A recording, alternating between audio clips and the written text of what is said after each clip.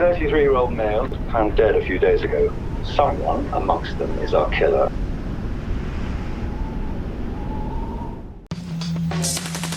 A drug-crazed, murderous warlord has captured 11 peacekeeping soldiers. He was a paranoid schizophrenic, mad, basically. An elite special forces unit is mobilized. These guys are united in the ability to just keep going when the going is hellish. A daring and dangerous plan is drawn up. The odds were against us, totally. As executions are threatened, the special forces explode into action. They are outnumbered 5 to 1. They are outgunned with heavy artillery, and their enemy believes in black magic. Now on Black Ops, go behind the scenes on a mission so dangerous, they call it Operation Certain Death.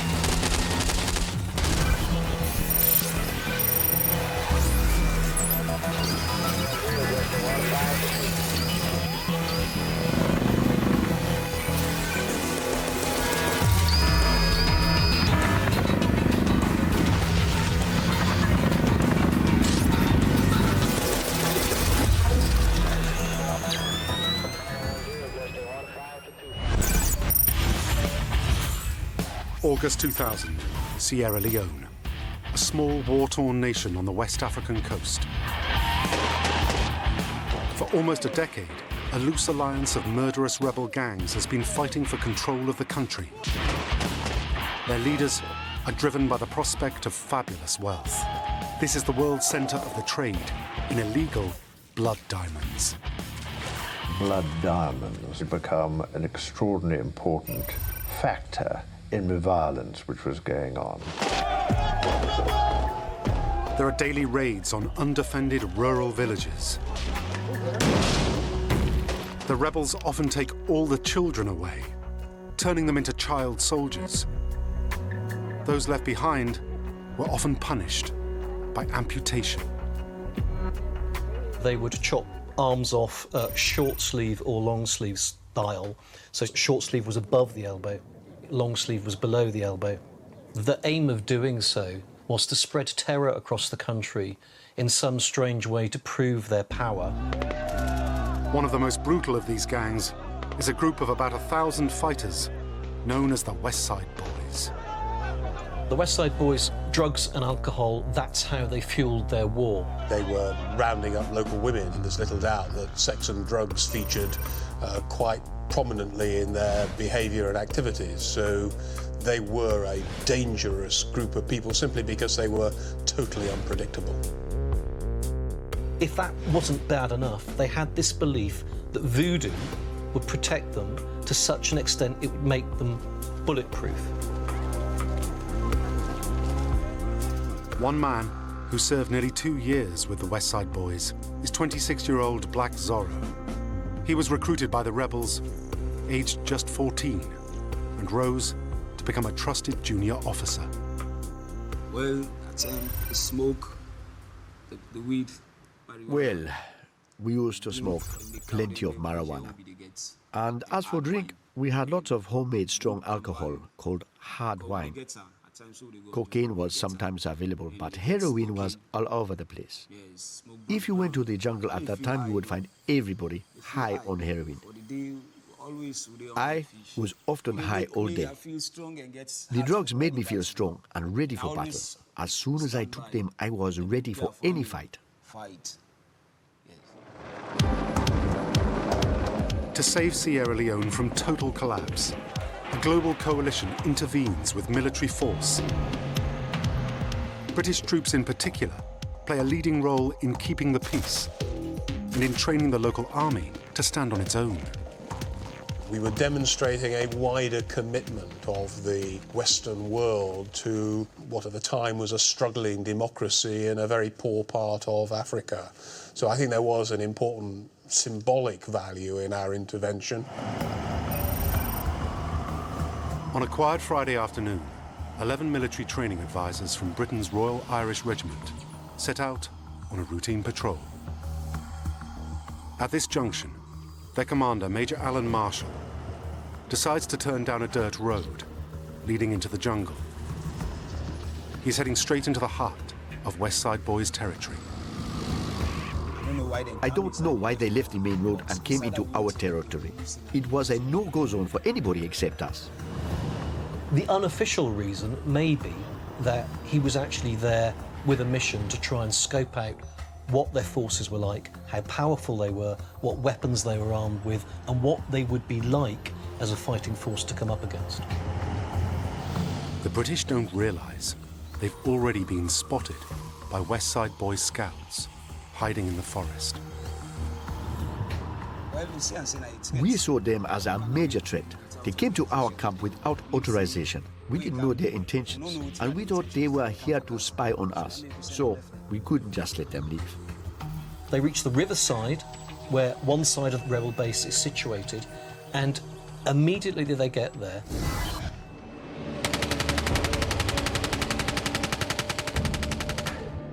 they're surrounded by what can only be described as a seething, screaming mob of West Side Boys.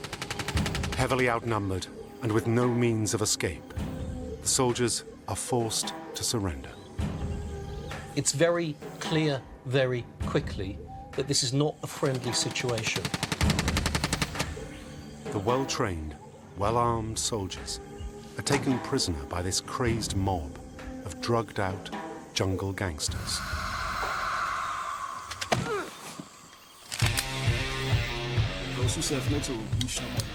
We arrested the soldiers to get attention from the international community. We wanted to stop hiding in the jungle, and we thought we could use them to get what we wanted. The 11 British soldiers are beaten, stripped of their valuables, and taken off to a stinking jungle hut.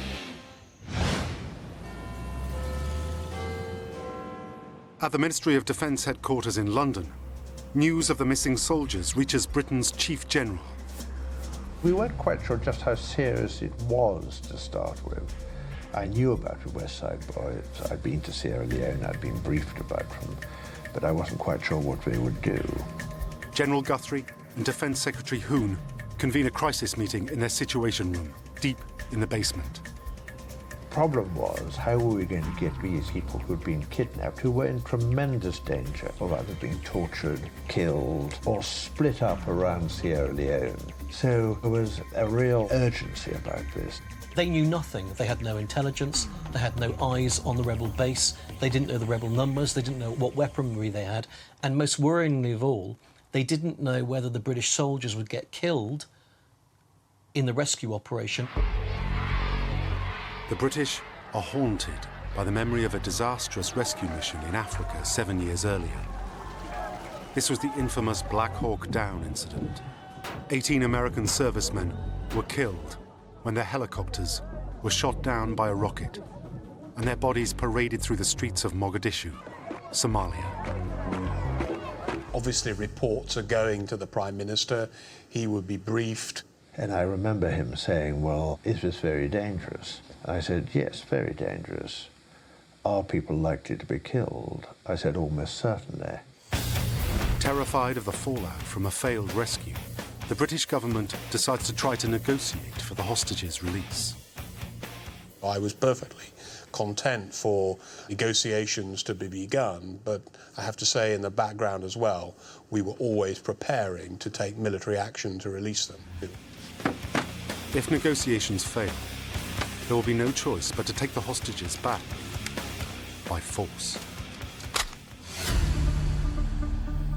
3 days into the crisis, a team of specialist negotiators from Scotland Yard arrive in Africa. They will try to peacefully secure the hostages' release. Leading the talks on the rebels' side is their commander, a 24-year-old warlord calling himself Brigadier General Fode Calais. Calais was paranoid schizophrenic. He was certainly very paranoid and very deluded. Fode Calais was the best commander we had. He was a skilled soldier and he led from the front. He was so deluded to the extent that he believed his rebel group had the power to, for example, force the British out of Sierra Leone. Everybody knew that when he gave orders, you had to follow them because he took responsibility for all his soldiers. At his first meeting with the negotiators, Calais makes a rambling series of demands. These range from simply wanting an amnesty for the West Side boys to outrageously insisting all British leave the country. Most insanely of all, Calais himself wants to be named president of Sierra Leone. In some cases, it will be quite apparent from an early situation that the prospect of a successful negotiated solution with the victims coming out unharmed is low. That may be a factor of history of the group, the demands and the nature of the demands that are being made, the political ideology. It may be from a range of factors that you can make that judgment. The negotiators are walking a dangerous tightrope. Calais' demands can never be met, but the team must make him believe they might. The hope is that as long as he keeps talking, the hostages will be kept alive. Clearly they didn't wish to kill them at the outset, and they saw some value in them, and that's why they kept them alive. So that was the good news. The bad news in this situation is the unpredictability and the volatility. So in the blink of an eye, you can move from a situation where you have stable, well-treated hostages to them being killed. To confirm that the hostages are being well treated, the negotiators insist on meeting with Major Marshall, the patrol leader, in person. Calais agrees. It's a decision he will come to regret. Major Marshall, the man who was in charge of the British patrol, had been captured. He recognised in these meetings an opportunity to pass over some vital intelligence in a clandestine fashion to the British side. The people who'd been abducted here were professional military people. They foresaw where this was going. What he had done is, during the various walkabouts that the rebels had proudly given them of the base, saying, there is our anti-aircraft weapons and there are our mortars and these kind of things, during those walkabouts, Major Marshall had noted down every single defence that he could see. Back in their room, where they were locked in captivity, he had drawn up a detailed map of the rebel base, mapping out all the positions and all their strengths. And he'd taken that piece of paper, rolled it up very tightly, and poked it inside a pen lid. When Major Marshall meets one of the men from Scotland Yard, they shake hands and make a secret exchange. If Calais spots what they are doing, it will be a disaster. But incredibly, the negotiator manages to put the object in his pocket without being noticed.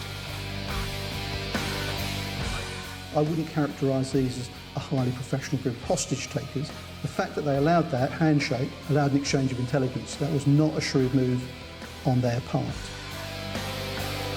It's an unexpected but crucial breakthrough. At last, the British have some intelligence to begin planning a rescue mission. And there is only one group that has skills to carry it out. Britain's legendary Special Forces unit, the SAS. They are the pioneers in the art of black ops, with a history stretching back as far as the Second World War. The SAS, the British Special Air Services, they're the special operations force that we modeled all of our special operations after. They set the model for the rest of us to follow. Through the years, they have constantly adapted and improved, playing a crucial role in every major British conflict, from the streets of Northern Ireland, to the polar wastes of the Falkland Islands, to the deserts of Iraq. The SAS are famous for being ready to fight in any environment and to carry out the missions with absolute secrecy. Go! Go, go, go! Small unit, just a few hundred people, the elite of the elite. They have to go through a brutal entry course to prove that they measure up. It washes the majority of the applicants out. Those that make it through the infamous selection procedure are honoured by having the SAS wings and dagger pinned or badged to their army berets. I joined the army to be a soldier and take up the duties that includes. And as a badged member of the SAS, that is about as pure as the driven snow as you can get in terms of soldiering. The SAS have two particular specialities. One is storming difficult targets. In London, in 1980, they famously rescued 19 hostages, breaking a terrorist siege of the Iranian embassy. The SAS pioneered the art of bursting onto a scene and rescuing hostages. That means things like fast roping from helicopters, breaching doors, throwing in a stun grenade to stun everyone inside, and then quickly firing and taking all of the hostile parties out, leaving the civilians. That is what they perfected. The training for releasing hostages is quite intense, as you can imagine, because there's not a lot of room for error. You know, you don't get second chances when you're dealing with people's lives. They don't have all the special gear that the Americans have. What the SAS guys will tell you is, yes, what we lack in gear, we have to make up for in skills. Their other great skill is jungle warfare.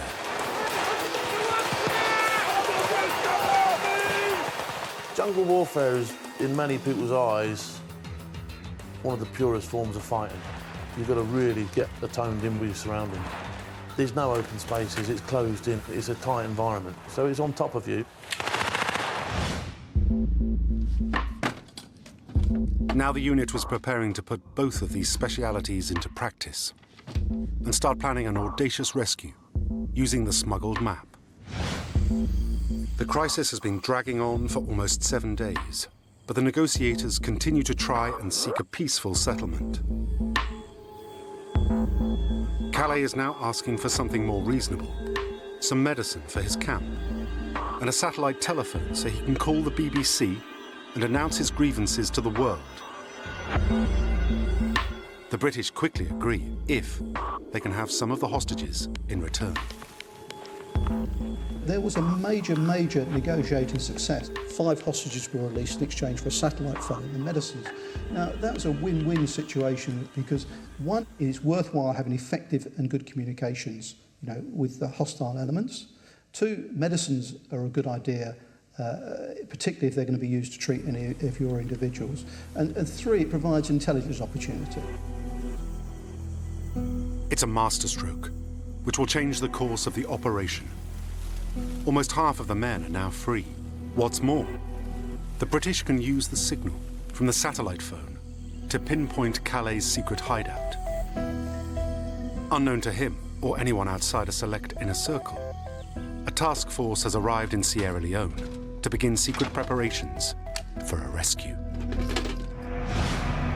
It consists of about 300 men. Most are from Britain's frontline airborne force, the Parachute Regiment, known to all in the British Army as simply the Paras. But they are merely there as support troops. The rescue itself will be handled by a 50-strong team from the elite Special Air Service, the SAS, and about 20 colleagues from the British Royal Navy's own Special Forces unit, the SBS, or Special Boat Service. To avoid arousing any suspicion, their mission is given an innocuous codename, Operation Barras. I'm often asked, how on earth does Britain choose these rather curious names for its operation, in contrast to the United States that talks about Operation Freedom and has rather dramatic names for their military activities. And the answer is, I'm afraid, rather prosaic and probably very British, which is that we allow a computer to generate randomly names that are then, providing they're appropriate, allocated accordingly.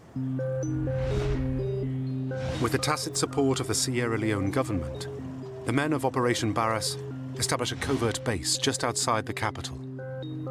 It wasn't until that we moved forward into Sierra Leone itself that the focus starts coming down. Then you start thinking, right, this is going to happen.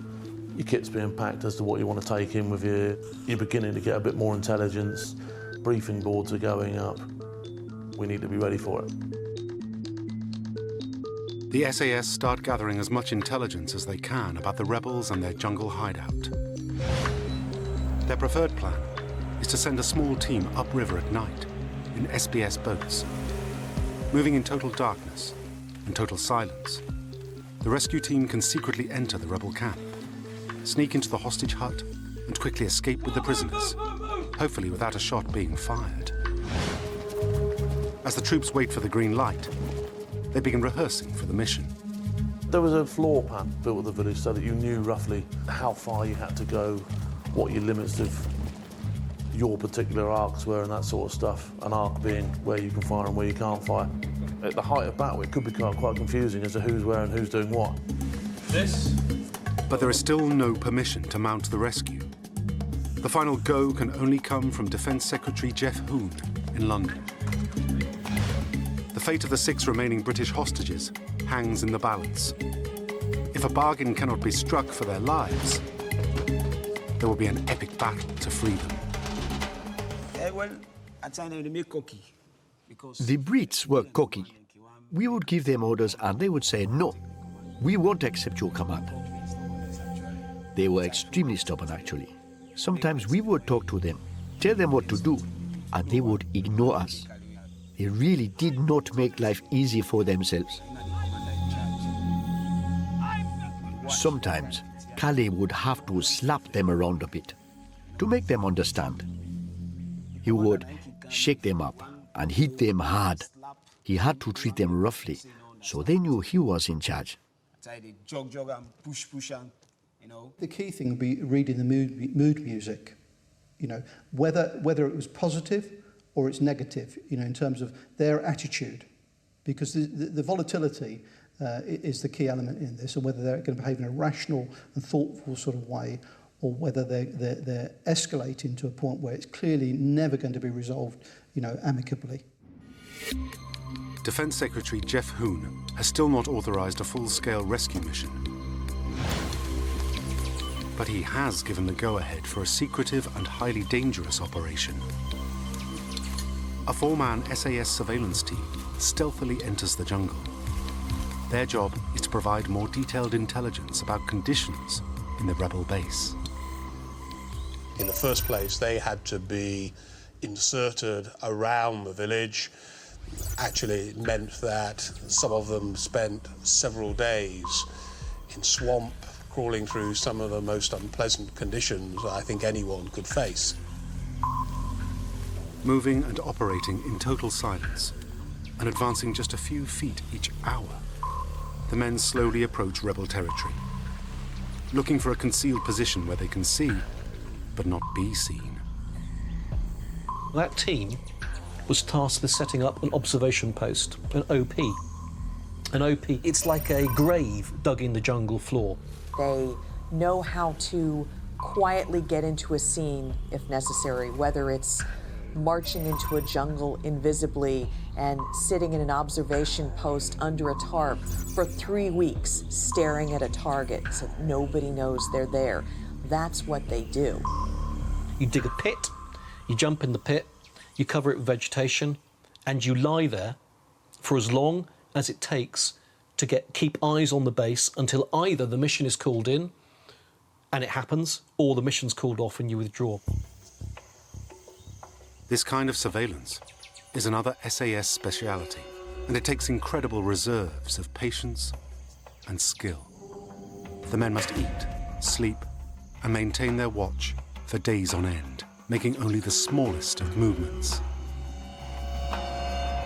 Throughout the special operations world, they have this expression, the quiet professionals. And these guys, when they're out on the mission, that's really what they are.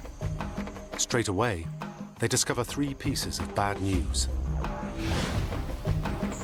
Firstly, the captives are no longer in the rebel base where they were first taken hostage.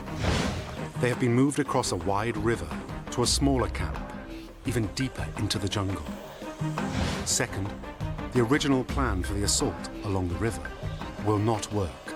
It is full of concealed sandbanks, and the Special Forces boats cannot use it. On top of that, the jungle is so thick that an approach by land is also impossible. The only option is a full frontal assault by helicopter. If we'd have sneaked up and not fired a shot, taken everybody down without killing anybody, then that would have been the preferred option. As it was, it couldn't pan out that way. We couldn't get to them. We couldn't do it that way. So, you know, we had to go in and give them a bloody nose. The only helicopter up to the job is one of the biggest in the world. The twin-rotor HC-2 Chinook. But an air assault using one of these beasts has its own specific problems. Well, the obvious thing about a helicopter is that they are very noisy, and the element of surprise is lost if the enemy can hear a helicopter coming at distance. Chinooks can carry a huge payload, but they're also slow, hard to maneuver, and easy to spot. Hence their unofficial nickname, the Flying School Bus. If a Chinook gets hit and knocked out of the sky with a large number of SAS people in it, it would be very serious. To make matters worse, most of the West Side Boys group remain in their main base on the south side of the river. They have a battery of heavy weapons, including rocket-propelled grenades, heavy machine guns, and mortars, any of which could easily shoot a Chinook out of the sky or rain artillery fire down on the hostage camp across the river. Any rescue mission would quickly turn into a suicide mission. The SAS commanders must rethink the entire operation. Time is running out. Rebel leader Fode Calais is getting more and more impatient with the endless rounds of negotiations. It could change in the blink of an eye. It was highly unpredictable, highly volatile, and groups like this had already killed many times before. Even if they were compliant today, you could not in any way be assured of the safety of the hostages tomorrow or the day after. The negotiators from Scotland Yard call Calais daily on his satellite phone. But with each conversation, he becomes more unpredictable. He is spending his days taking drugs and drinking heavily. By the start of every afternoon, he is thoroughly drunk. Eventually, due to the lack of electricity in his camp, Calais' phone runs out of battery and goes dead. We had a message saying negotiations had failed. The safety of the hostages is now at serious risk. One evening, he called us all out and said, "We're going to shoot one of them."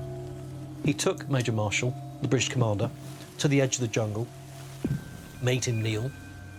They put an assault rifle to his head and basically pulled the trigger. Calais' rifle is empty. But next time, in all likelihood, it will be loaded. When news of this outrage arrives in London, Jeff Hoon decides that the time for talking is finally over. We were certainly receiving very detailed information about what was going on inside the huts where our men were being held prisoner. And I think one of the key pieces of information I received is that they were being subject to mock executions, that weapons were being pointed at them, apparently being fired. And that kind of behavior was totally unacceptable as far as I was concerned. Operation Barras is a go. Well, the SAS, I think everybody in the army would admit, are probably the most suitable people to do this. They are trained in special operations. They're trained in rescuing people who have been kidnapped. They've done it in other places. Everyone involved in the mission knows the odds are stacked heavily against them. In fact, the mission is so dangerous, the men on the ground have given it their own name. When they realised they could only go in via air, that was when the men of the SAS, the men who were tasked to go in and do this hostage rescue, coined the phrase, the nickname for the mission, Operation Certain Death. Assuming they even make it to their target without being shot out of the sky, the rescue force will be outnumbered more than 5 to 1. And their enemy, who believe black magic makes them invincible to bullets, will fight fearlessly and recklessly. In a battle, you don't check to see who you've killed. When I fire my weapon, there will be many victims. I don't know who is dead or alive. All I know is when I pull the trigger, the bullets will be flying around the jungle, and no one will be left in front of me.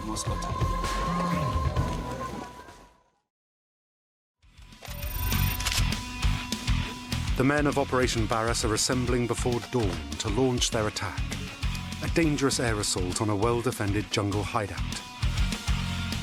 The mission will be personally overseen by General Charles Guthrie, one-time commander of the SAS, now head of all Britain's armed forces. We had a very good plan, but it was a risky plan, because in these things you never quite know what the enemy are going to do. Guthrie makes things plain to his political masters. The mission to rescue 6 British hostages is likely to incur heavy casualties. General Guthrie made clear that this operation was not without risk, that he could not guarantee that we would not lose soldiers in the process. In an attempt to overcome the staggering odds facing the rescue team, General Guthrie signs off on a new strategy: 2 simultaneous attacks. First, a team of about 50 elite SAS troops will approach the small jungle camp on the north bank, Gaberi Bana. This is where the captives are located, along with rebel commander Fode Calais. To surprise the rebels, they will fast rope down from the hovering choppers, landing just feet from the hostage hut. We didn't know what to expect, so all the time that we know where the hostages are is the time that we have to act in, because if they take them somewhere else, it's jungle for jungle for jungle. At the same time, the force of 150 paratroopers, who have been waiting in reserve, will launch the second attack. Landing by helicopter on the south side of the river, they will strike at the main West Side Boys base, Magbeni, to distract the large force of rebels there and disable their heavy weaponry. The mission is planned for dawn on the 8th of September, the 15th day of the crisis. But at the very last moment, there's a hitch. The SAS observation team, hiding in the jungle, sends an urgent message. The mission was originally planned for first light on a Saturday morning, but in fact those who had been literally crawling through swamp in order to get near to the huts and near to the village took longer than they had planned. The plan requires the observation team to move within a few feet of the hostage house to provide covering fire, but they must move at night, at an agonizingly slow pace, to avoid being spotted. They ask for a 24-hour delay. Because of the time it took to get into position, it actually was delayed until Sunday morning. Nights before the attack, The night before the attack, everybody was out of it. We had all been partying. I was in my hut taking lots of drugs because it was raining outside. We had no idea what was about to happen.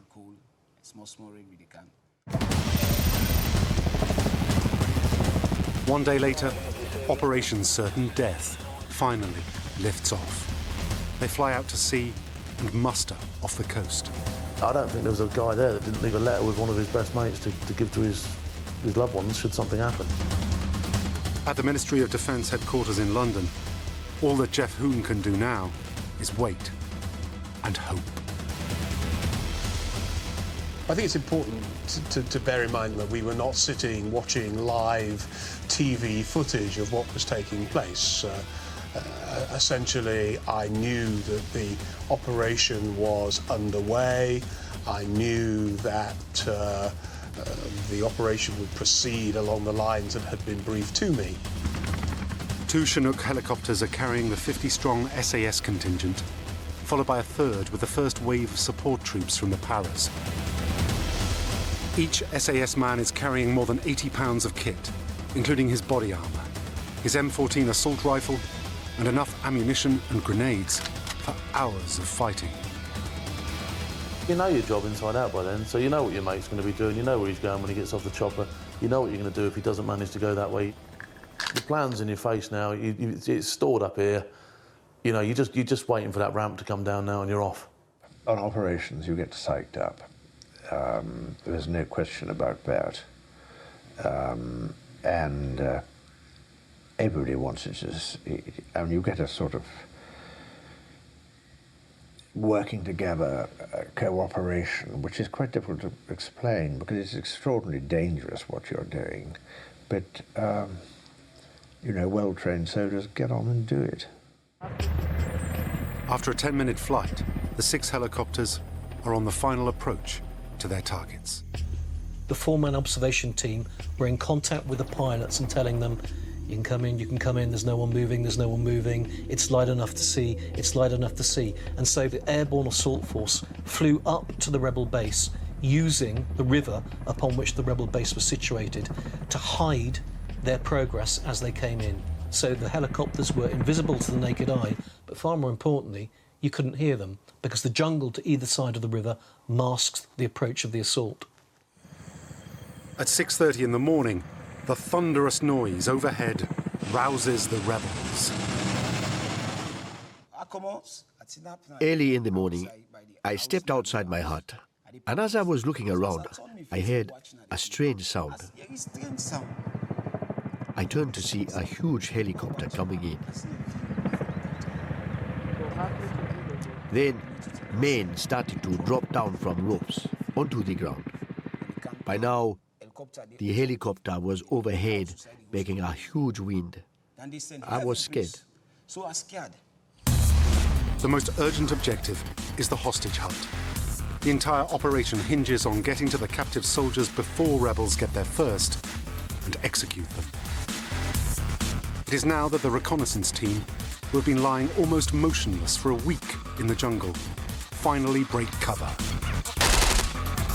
Just in time to kill the rebels guarding the hostage hut. They fight their way in there and they scream out, British soldiers, British soldiers! British soldiers! And so the hostages know it's the friendly force coming to rescue them that they've been dreaming of happening for some time. Across the river in the main rebel stronghold of Magbeni, the support force from the parachute regiment is slowly approaching their target. Their mission is to prevent the core group of West Side boys interfering with the rescue. Operations nearly always have unforeseen consequences, and you've got to be aware of that and be prepared to react. Chinook comes in, hovers over this flat area of ground. First guy jumps out, first para jumps out with his weapons and his Bergen on his back, and lo and behold, he lands up to his neck in a swamp. That initially caused some problems for the operation because men were literally sinking into the ground. There's nothing worse than if a plan does go wrong and you just are left high and dry. But as soon as they reach the edge of the base, disaster strikes. Very quickly, things go really quite badly wrong. A mortar round goes up and lands in the tree under which the command element of the parachute regiment guys is situated. It explodes in the tree, so it's like an airburst. And very, very quickly, you've got the whole command element of that parachute regiment force injured and taken out and needing evacuating. The only member of the 8-man command unit to escape serious injury is a young officer, Captain Danny Matthews. He now finds himself directing a major battle for the first time. Quickly regrouping his troops, he orders them to eliminate the greatest source of danger, the mortar.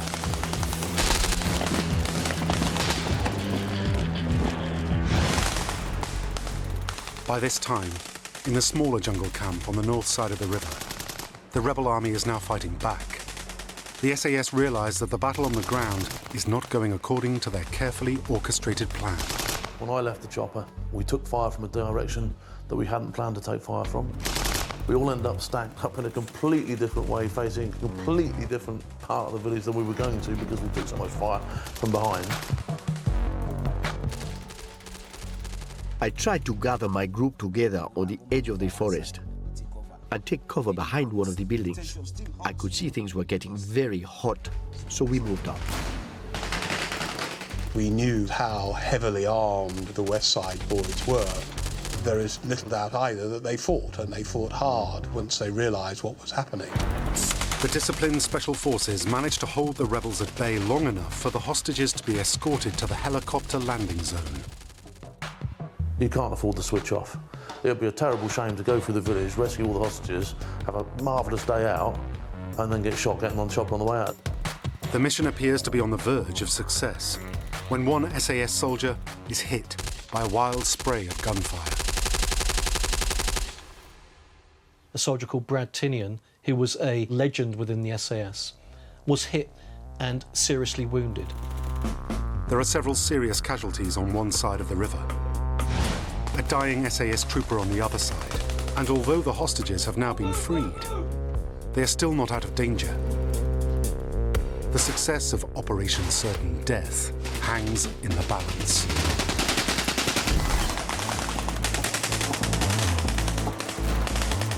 These guys are united in the ability to just keep going when the going is hellish. Although the rebels could not shoot the British helicopters down, they have inflicted serious damage on the two units fighting their way through the jungle. The odds were against us, totally. We flew into their village, into their backyard, with two of the biggest helicopters in the world. By rights, I mean, if they'd have been switched on, they should have smashed those choppers straight out of the sky. Would have been lucky to get anybody in there. One of the men, Trooper Brad Tinian, is seriously wounded. Tremendous efforts were made, I know, to save his life. A helicopter pilot picked him up and took him out to a ship that we had stationed off Sierra Leone. Sadly, he had died before further medical attention could be given to him. By now, all 6 hostages have also been flown out to the waiting ship. In London, General Guthrie, himself a former Special Forces soldier, receives a coded message from the field just before appearing live on breakfast television. We decided to attack the place where the hostages were being kept at 6:30 this morning. So the situation is still very confused. There is fighting going on, but the first indications are that the hostages are safe. I don't know what condition they're in, but they are safe. The hostages may be safe, but the battle is not yet over. The men who went to join the battle were all killed. Many of them were sharing a hut with me. I lost most of my friends. Objective number 2 for the SAS is the rebel leader, Fode Calais. One of the 4-man fire teams is assigned to take down his house. They basically kick open the doors and clear each of the rooms, and in one of those rooms there's a bed, like a wooden bed with a mattress on top of it. And they're about to leave the room, because there's no one else in there, when some smart guy thinks to look under the bed. And cowering underneath the bed, not able to move, not able to say a word, is the West Side Boys leader, Fode Calais, the guy who was demanding that he be made the president of Sierra Leone. With their leader now a prisoner himself, the rest of the West Side Boys melt away into the forest.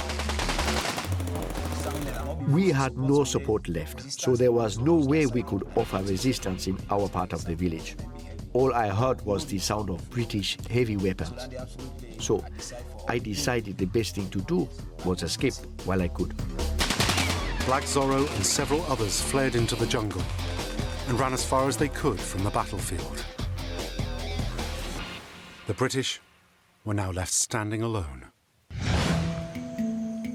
Today, Black Zorro is returning to the village of Gaberi Bana, where the hostages were kept, and where he lived for almost 18 months as a West Side Boy fighter.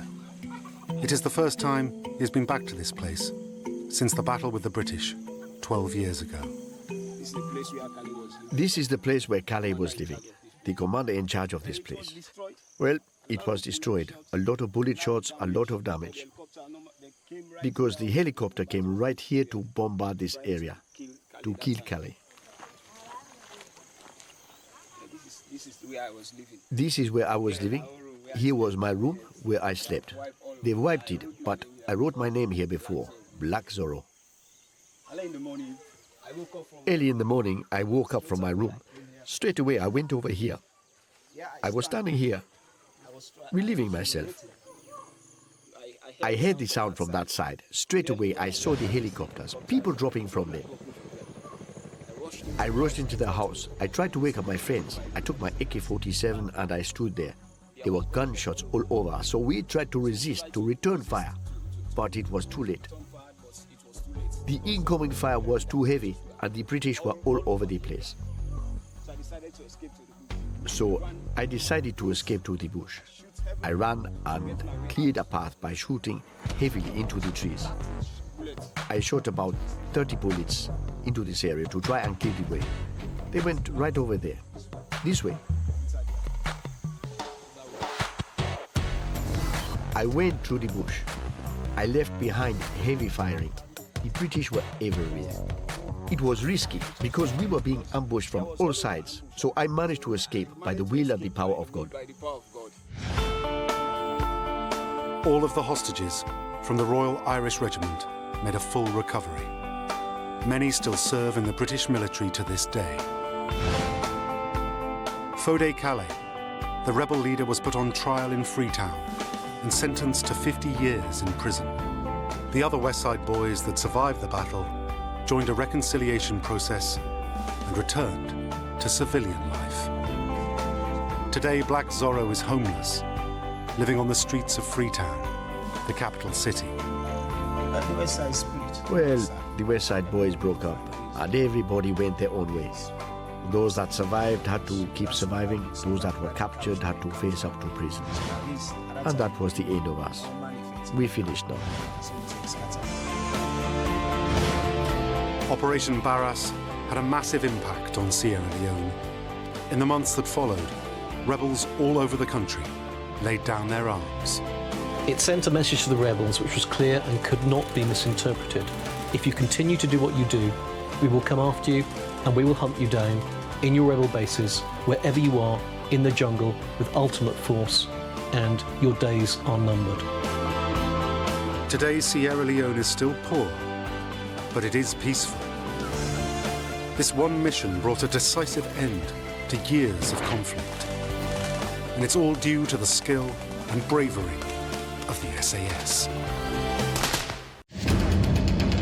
An international flight hijacked by armed terrorists is flown to hostile territory. Every few hours they say that they are going to execute us. Demands are made. Deadlines are set. An elite special forces team known as the Unit moves into action. To kill someone is relatively simple. To rescue someone is much more complicated. As time is running out, a daring plan is launched from thousands of miles away. I think it'll stand as one of the most bold special force operations in modern history. Now on Black Ops, behind the scenes of one of the most daring rescue missions ever made. Operation Thunderbolt.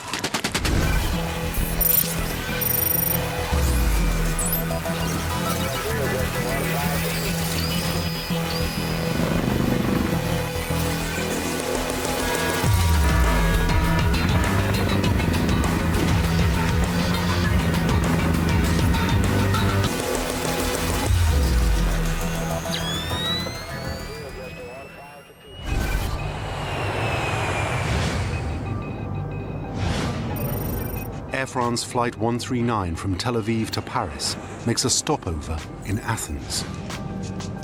On board the airplane are 248 passengers and crew members.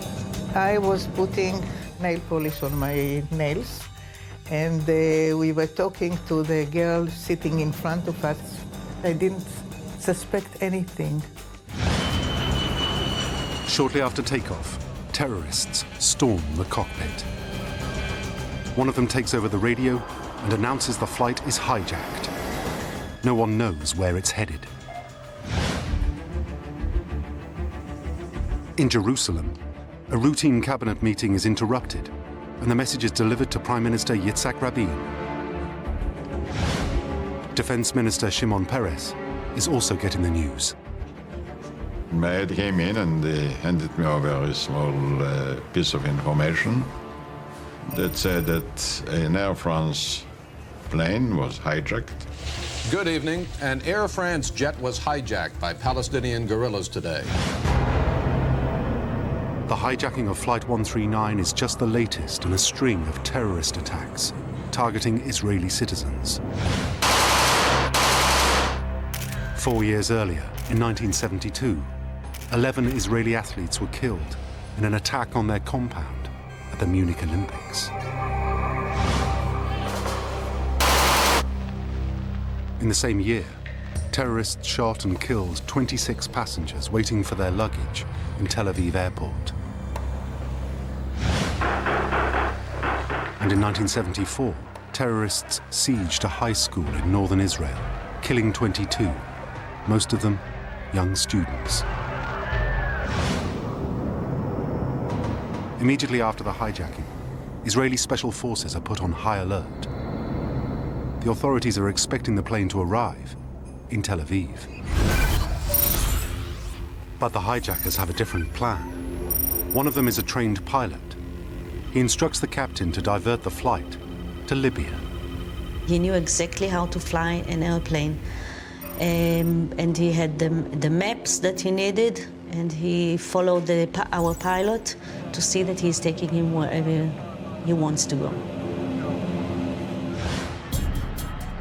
On the ground in Libya, one desperate passenger pretends to be having a miscarriage in an attempt to escape.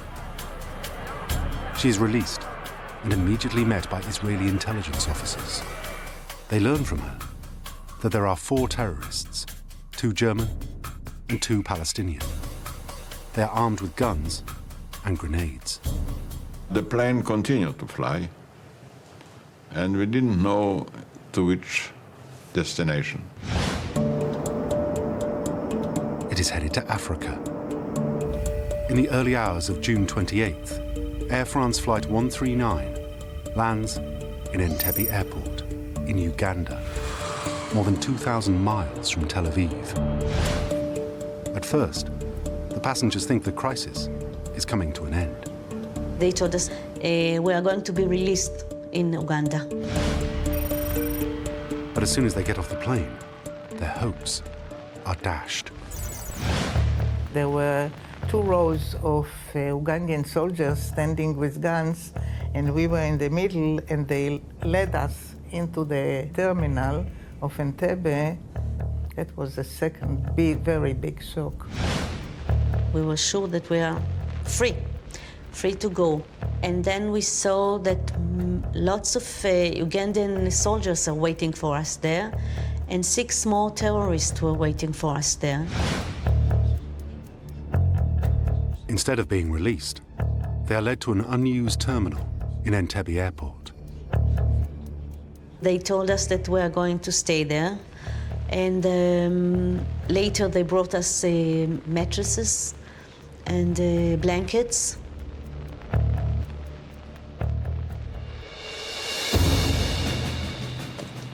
Soon they receive a visit from Uganda's unpredictable and ruthless ruler, Idi Amin. He offers his services as a mediator in the crisis. Negotiations between the hijackers and Ugandan officials, led by President Idi Amin, were at a stalemate, but the hijackers did allow the plane's 256 passengers to wait in the airport lounge. In Jerusalem, the cabinet ministers are wondering if Amin can be trusted. We didn't know yet. Is it in coordination with the Uganda people? Was it prearranged? We didn't have the slightest idea. The hijackers still haven't issued any demands. The passengers, unsure of their fate, spend a nervous night in Entebbe Airport. In the morning, the terrorists make an announcement. They are going to separate part of us to the other room, and it will be more comfort for all of us. It sounds reasonable. They started to call us by names. After the first few names, we understood that they are calling the Israeli people and the Jewish people. It was a very frightening moment. For many passengers, the process of a selection between Jews and non-Jews bears echoes of the Holocaust. It's such a despair, it's such a feeling of, that's it, the end, because you can't do anything. And we knew that they are going to release all the others. They separated between Jews and non-Jews. The fact that they are Germans and they made a separation really made me outraged. In Jerusalem, the leaders anxiously follow the news reports from Entebbe as the terrorists announce their demands. But the hijackers threatened to kill the more than 200 remaining hostages, including 7 Americans, unless Israel and 4 other countries release 53 pro-Palestinian prisoners. The hijackers set a deadline for their demands. The terrorists send us a message that if they are not going to get an answer in the next 12 hours or 10 hours, they'll start to execute passengers one by one on an hourly basis. Israel has a long-standing policy not to give in to terrorists' demands. Defense Minister Shimon Peres knows he needs to start setting in motion a response. If we can find a political way, why not? But parallel, I started to look for a military solution. Peres will turn to the Israeli Defense Forces. They have a reputation as one of the best trained armies in the world. Its elite special forces units have carried out many daring operations. They had a force that was capable. The consequence of them failing, I think, was great. The consequence of the success was even greater. But Uganda is 2,000 miles away. Staging a rescue mission so far from home and under such a tight deadline seems impossible. The Israeli leaders are trying to devise a response, but they desperately need more time. I thought we have a chance with a little bit of daring, or much daring, and decisiveness, and surprise, and ingenuity to do the job. Any operation would be extremely risky. This was a push for an emerging country. It happened at a period of time where you had an emerging nation whose destiny was uncertain. The intelligence available is minimal.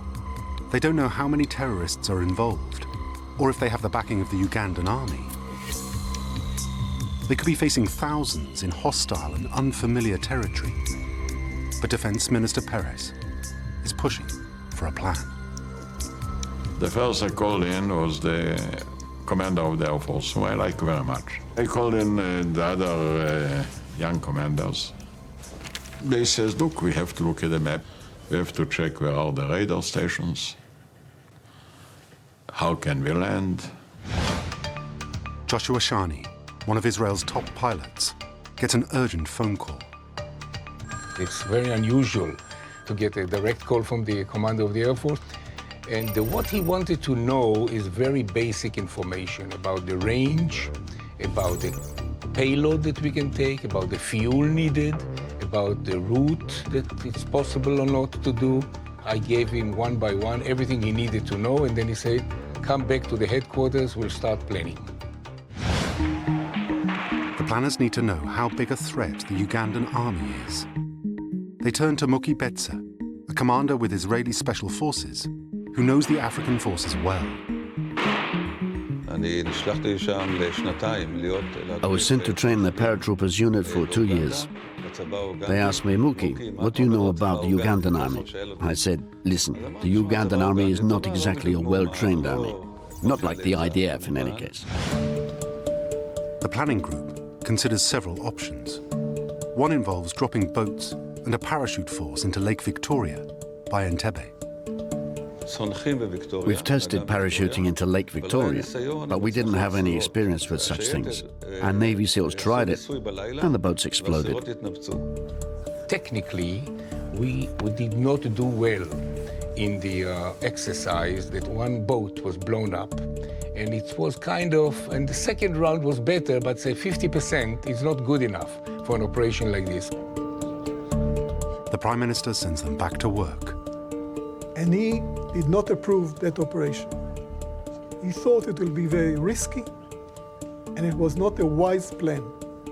Some of the military people were very disappointed that that plan was not approved, and he stated, I want another plan as soon as possible, and he set specific guidelines to the plan. The risks of a failed operation start to sink in. I thought if it will fail, it will be a boost for terrorists. It will be a shame for Israel. It will make our army look as a second-rate army. Meanwhile, the government is under enormous pressure from the families of the hostages to give in to the terrorists' demands. The Prime Minister saw a representative group and revealed that the government had decided to negotiate with the hijackers to secure the release of all of the hostages and was ready to release some terrorists held in Israeli jails in return.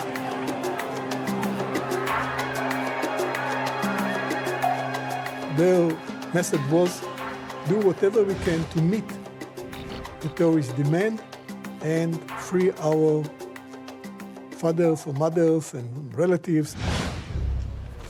Secretly, the military planners work according to the new guidelines set by the Prime Minister. One, it should be a complete surprise. B, the time that planes will land and the military operation will start should be limited to a specific number of minutes.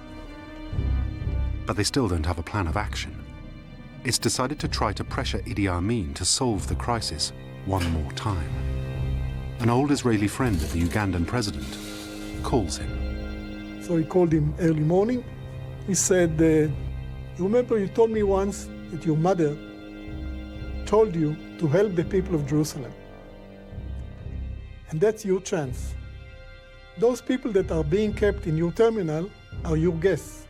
But if you will not take good care of them, you might pay a price for it.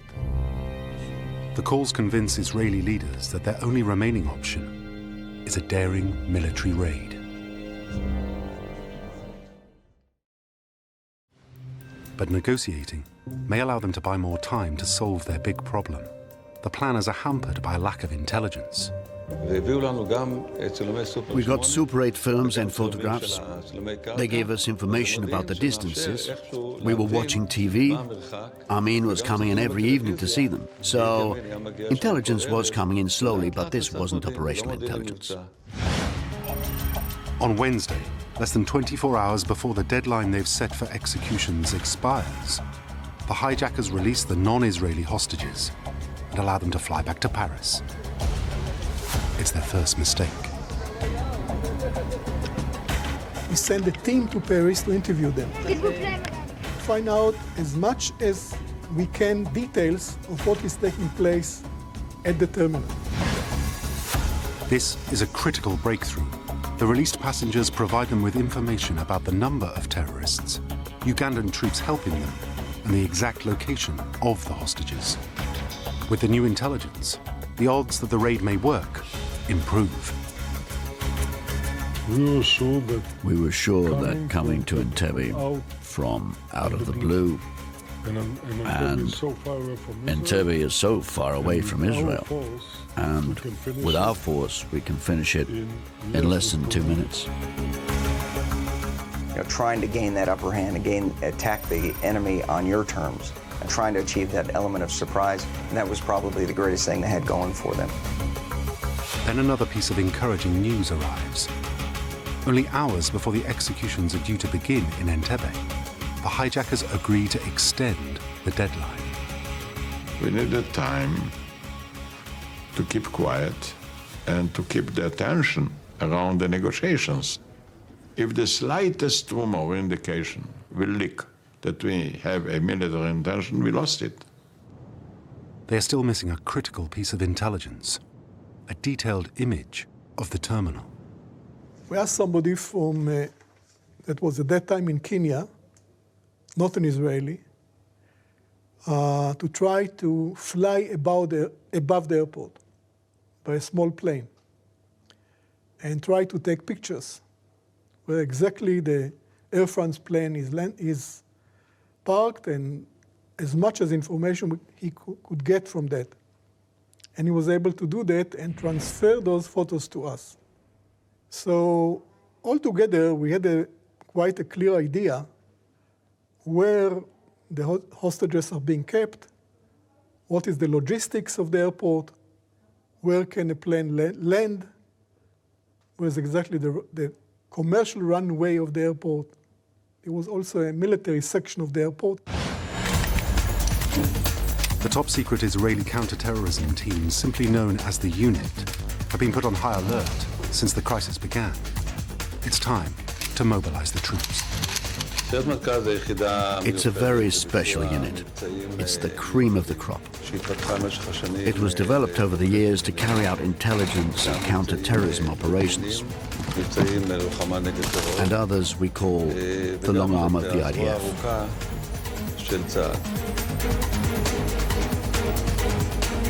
The unit has built its mystique by carrying out the most daring missions, operating behind enemy lines and rescuing hostages. It has a significant reputation because it took part in many special operations. Like other Black Ops units around the world, the unit's operators have to go through a grueling selection camp to join. The few who pass it are invited to join the team. The first and foremost attribute or feature is determination. The operators need a combination of skills: physical ability, intelligence, good technical skills and social skills, because it's teamwork. Only a few of the unit's operations have ever been made public. Among them, rescuing hostages from terrorists who hijacked a Sabina airline flight in 1972. When the plane arrived in Tel Aviv, the troops pretended to be technicians coming to fix the plane. They then stormed it and rescued all the passengers. In Operation Spring of Youth in Lebanon in 1973, the unit's troops avenged the killing of Israeli athletes during the Munich Olympics. We came from the sea, came in with the Navy SEALs. We were dressed as tourists. Ehud Barak was my partner. He was dressed as a woman. We got to the heart of Beirut and took out 3 terrorist leaders in retaliation. I thought those boys, if there is somebody in the world that can do it, they will do it. And they are ready to pay with their life with the slightest hesitation. The unit is the best chance Israel has. But they only have hours to come up with a plan. If they fail, the terrorists will deliver on their threat and start executing passengers. In the Army's headquarters in Tel Aviv, one plan that initially seemed like an outlandish idea is starting to take shape. Sending a strike force 2,000 miles away and storming the terminal under the cover of darkness. The plan was to send 4 planes. The first land 7 minutes ahead of the others. Joshua Shani will be the lead pilot. He will fly the assault team, 29 Matkal soldiers led by Yoni Netanyahu. With him is Muki Betza, who was part of the group that planned the operation. To add to the element of surprise, the Special Forces team assembles a convoy of official-looking vehicles. CBS showed a couple of times Idi Amin coming with a Mercedes with 2 Land Rover Jeeps to visit the terminal, to visit the hostages. We started saying, why wouldn't we do the same? 1 Mercedes and 2 Land Rovers. We will all be dressed up as Ugandans, basically staging the arrival of Idi Amin or another dignitary, as they did every night. The plan is to get there and completely surprise them. Storm the terminal, take out the terrorists, and release the hostages.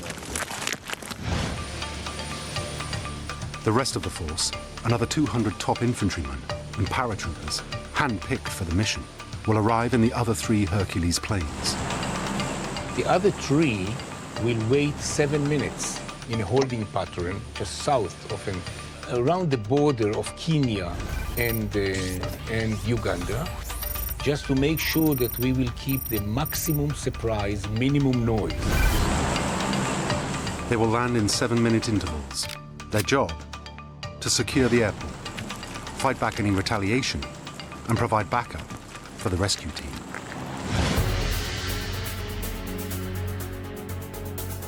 The unit's senior operators are assembled. Amir Offer is at home, just days before finishing his mandatory service with the unit. It was a very frightening phone call, I must admit.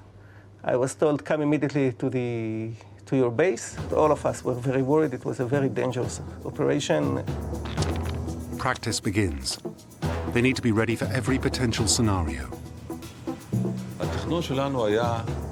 Our planning seemed perfect, with a high probability that throughout the journey, the landing, and the raid on the terminal, we will be able to maintain the surprise element.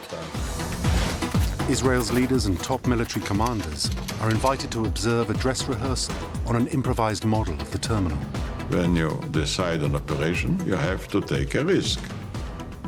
The question is it a reasonable risk?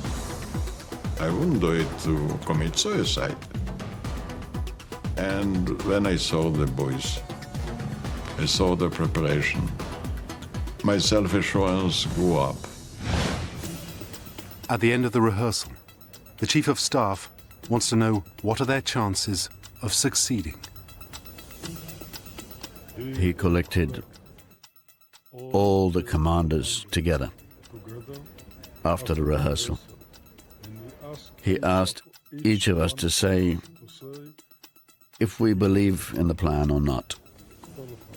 All of us said that 70 to 80% it would fail. But we decided to go. When you have the type of well-trained personnel and some of the ground forces are exceptionally well-trained, you do what you have to do in order to accomplish the mission. The hijackers' new deadline is approaching fast.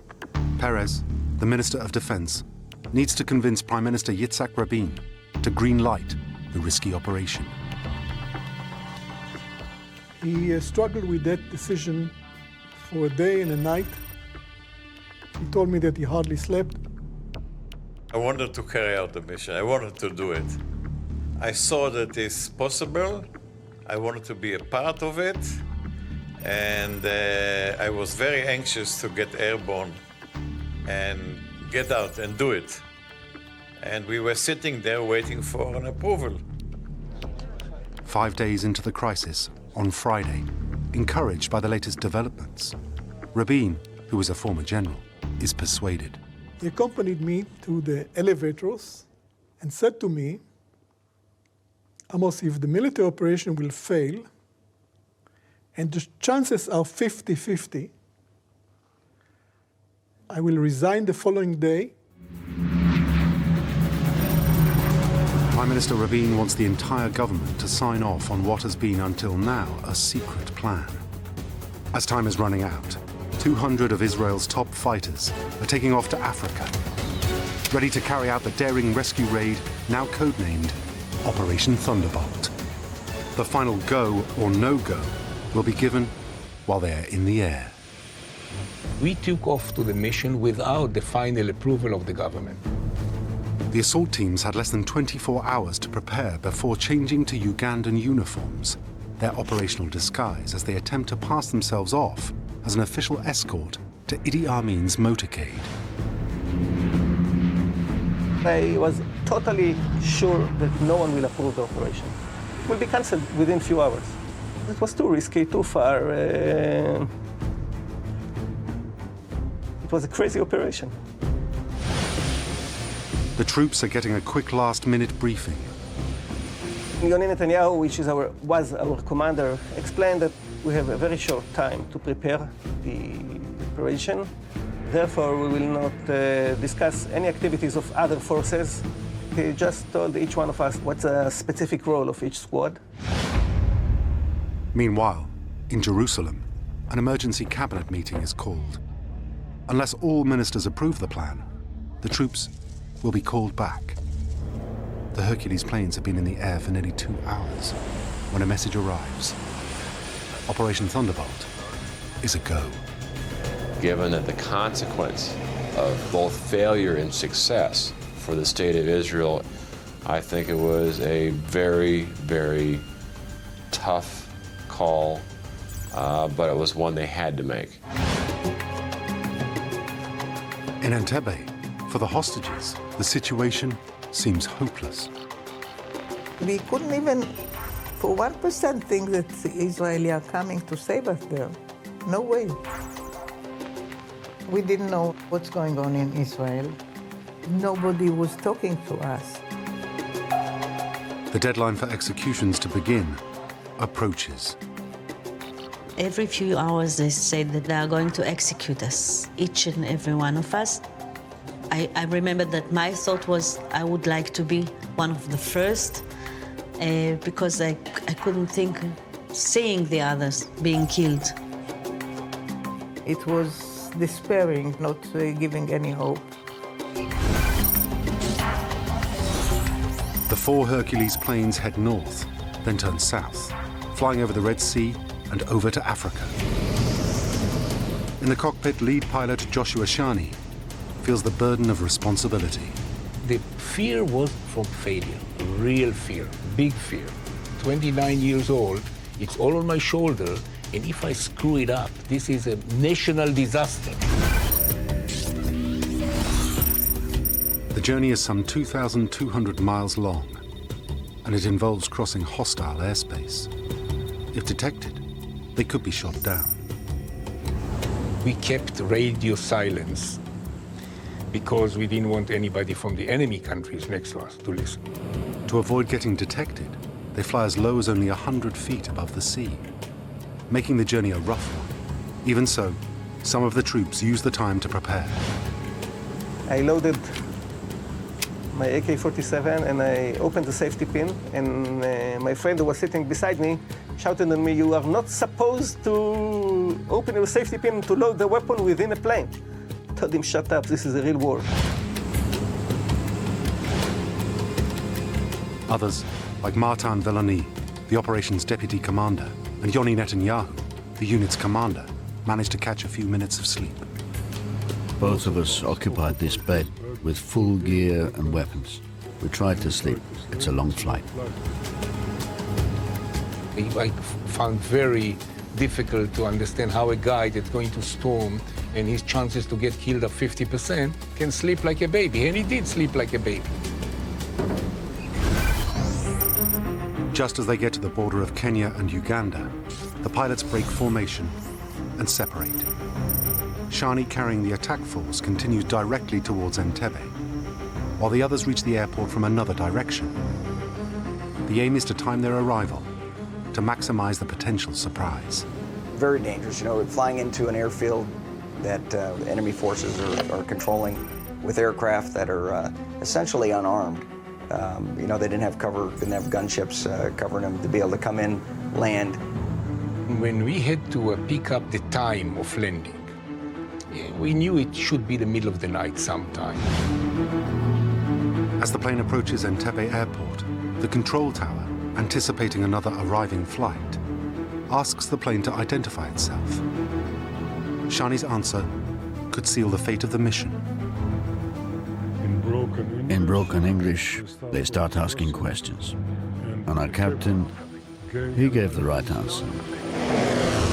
Shani manages to pass as another incoming flight without raising suspicion, and his plane lands at 11:01 p.m. Uganda time, right on schedule. The rest of the force, 200 troops, should arrive within the next 15 minutes. when I was at approximately 1,500, 1,000 feet over the lake, I saw the lights of the runway very clear. And all of a sudden, I was relieved. The flight was behind me. I was in the formation. I was exactly on time. The runway is in front of me. Piece of cake. And then, when I was at 300 feet, approximately 300 feet, all of a sudden, the lights went off. Complete darkness. My first officer unbuckled his harness, stood up, peered through the windows, looking for any clue. Where is the runway? But until then, the Matkow operators are on their own. Of the intelligence that we got was that there are between 200 and 1,000 soldiers in this specific airbase. And we were supposed to be alone for about 7 to 10 minutes. When you think that you are 29 against, let's say, 1,000 and about 8 to 15 terrorists, it's a crazy operation.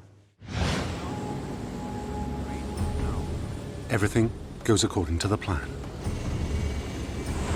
I taxied all the way almost to the old terminal, where the hostages were held. While the plane is still taxiing, the assault force gets into the official-looking vehicles to pose as Amin's motorcade. The next moments are critical. They have to get right up to the terminal without being detected. We jumped out with the Mercedes. The air was fresh right after the rain. We are driving slowly, adjusting our speed to our surroundings.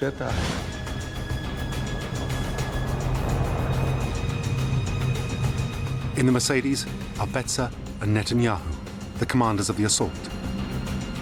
Behind, the rest of the force in Land Rovers, pretending to be an official escort. I remember these two feelings. One is a feeling of terrible loneliness, and the second is that I saw 29 shadows of people or soldiers holding their weapons in the darkness. And I thought to myself, how many of these will stay alive in 5 minutes? The success of the entire operation depends on maintaining the surprise, and on no one daring to stop the president's convoy.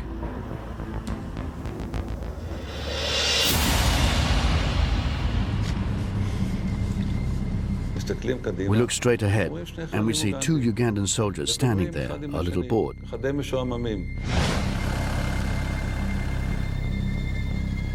The troops have only seconds to react. The guy yells, "Advance!" I tell Yoni, forget it, it's routine. But he hesitates for a second and then says, "Take them out."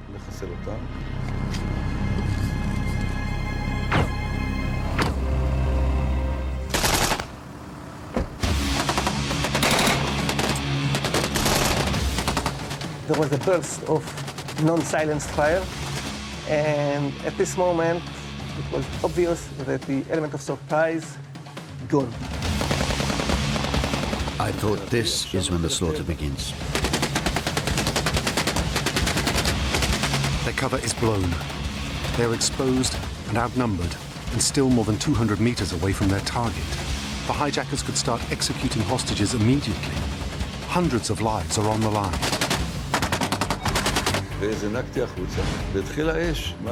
We jumped off and started running. And as we are running, a Ugandan soldier opens fire right above us.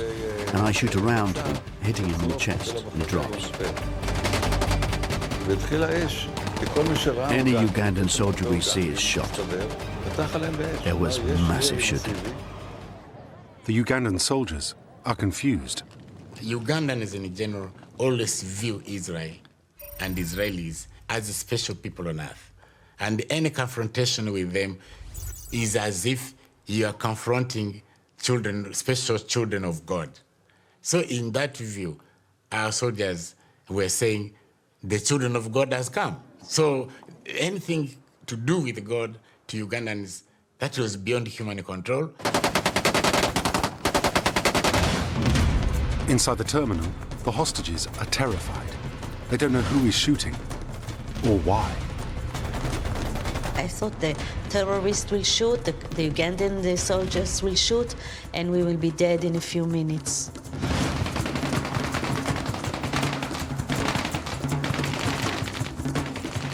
They were shooting, terrible shooting all around. Noises, shouting, lights, everything. We were sure that that's the end. It comes now.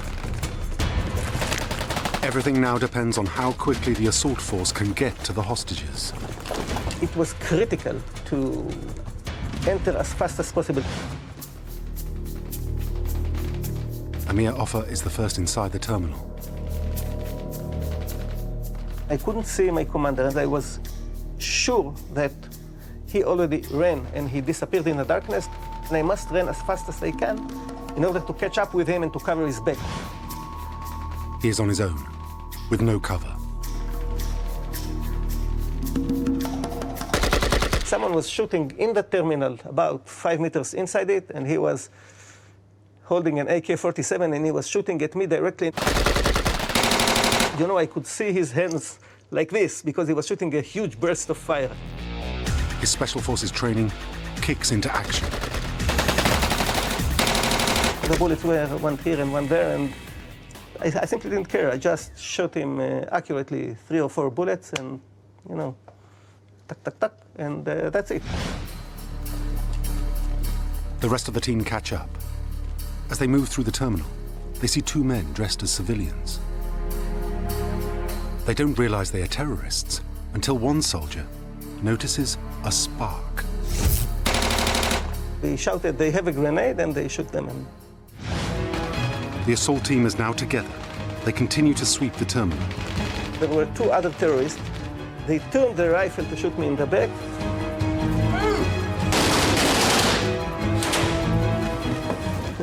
Within 5 seconds, I was supposed to die twice. Next, the troops advance into the passengers' hall.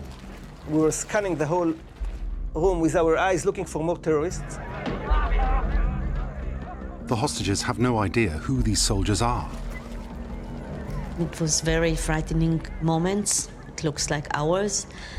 And we didn't understand what is going on. In my left hand, I put the loudspeaker. My right hand was still on the trigger. And I said, "Everybody lie down." They were totally sure that they are now going to be executed. In the confusion, one hostage, Jean-Jacques Maimoni, excited to be rescued, leaps to his feet. He jumped against my explicit instruction to lie down, and he was mistakenly considered to be a terrorist who is jumping in order to run and activate a bomb or whatever, and he was shot. I shouted to him not to move, but he didn't hear me. There was already too much noise from the shooting. Then I wanted to pull him with his foot, but there was too many bullets around. He jumped to say, "Wonderful for saving me." Maimoni is one of the 3 hostages killed in the crossfire. The hostages start to realize what is happening. They started to raise a little bit their heads and just, you know, to look from the bottom, from the floor, to look up. And suddenly they identified, or they understood that they're not going to be killed, that someone came to rescue them. And it's an amazing moment. It's like if there was an angel coming out of the sky. It was such a surprise. By now, the rest of the Israeli force has landed and is battling the Ugandan army outside. The Hercules pilots are waiting in the dark. They were shooting all over the place, tracers, and I couldn't tell if they are aiming to us or not. One bullet at the right place, the airplane is grounded. You cannot take off. Inside the terminal, the assault force needs to report to the unit's commander that the team has eliminated the hijackers' threat. I call Yoni on the radio and I say, mission completed. Yoni, I say, completed. Just like in the rehearsal. Nothing. The unit's communications officer picks up. He's yelling, Yoni is hurt, Yoni is hurt. Yoni Netanyahu, Matkal's commander, has been critically injured. There's no time to digest the news. They're still not out of danger. The soldiers told us to go out, to follow the lights outside to the Hercules, and we started to run. They only have minutes before the Ugandan army regroups. Amin's reaction was furious. He regretted that he had been duped by Colonel Balev, that they were negotiating with a view to peaceful exchanges. Yet the Israelis had been having double planning. That kind of thing, to my view, annoyed him more. The hostages and the troops are still at least 8 hours away from home in a hostile country. My issue was at that time to make sure that we can get the hell out of there. The evacuation must begin. We had to count the soldiers a million times just to make sure we are not leaving anyone behind. It was so critical. And when we felt everybody that was ready took off. But not everyone is on the plane. Ilan Hartouv's elderly mother was taken to a Ugandan hospital the night before. I said I had a mother who was in hospital 30 miles away, of course, 30 kilometers away. Of course, I knew they couldn't get there. There was no time for them to go and save her. But I told them to try to speak with whoever they can. And the people in the plane told me that Africans usually are very respectful to old women. The Israeli force needs to make sure they can't be pursued by the Ugandan army. A demolition team moves in to destroy the entire fleet of MiG fighter planes.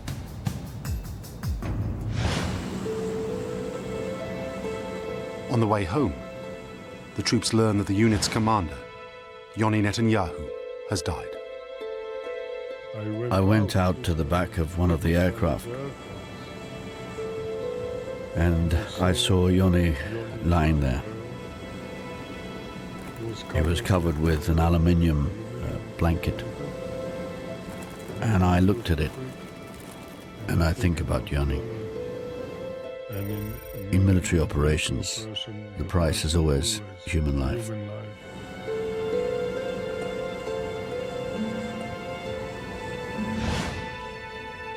"2,000 miles away, the government in Jerusalem is waiting for an update.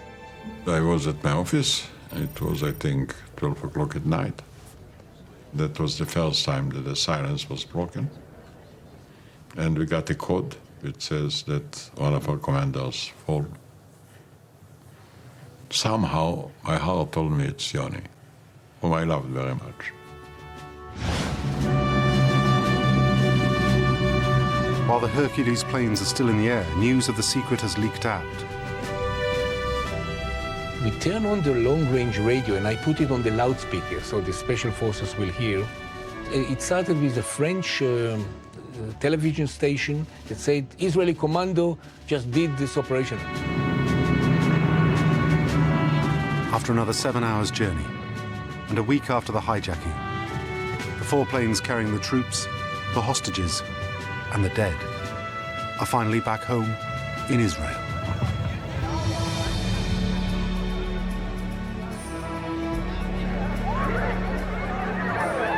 Everybody, all our friends, all of them were there. It was unbelievable. I thought that the whole country is waiting for us in the airport. Lots and lots and lots of people. The pilots can finally relax.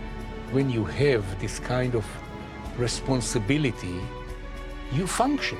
Adrenaline is so high, you just function and you don't know how. I totally collapsed when I got home.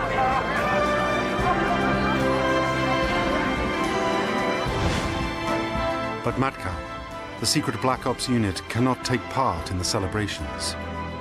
For many years to come, its missions and the operators who carry them out will remain in the shadows. We were isolated and taken aside because it was top secret at the time. I think that there was one moment later on that I understood that we did something, I would say, extraordinary. Amin took his revenge on Dora Bloch, the elderly hostage who was taken earlier to the hospital. After the operation ended, kind of a retaliation, Idi Amin gave an order to the doctors at the hospital to kill her. And that's what took place. We waited 3 years until we heard that the remains body was there, found there, and she was brought to Israel to be buried in Israel. They know this is a sacred mission. They felt that only they can do it, only they have to do it, only they have to take the risk.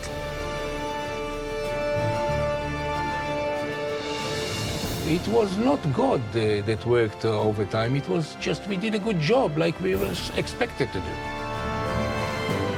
The daring raid and the courage of the troops who carried it out would be studied by forces all around the world and serve as a model for what special ops teams could achieve. The Israelis' overwhelming retaliation to the hijackers is an early international victory in the war on terrorism.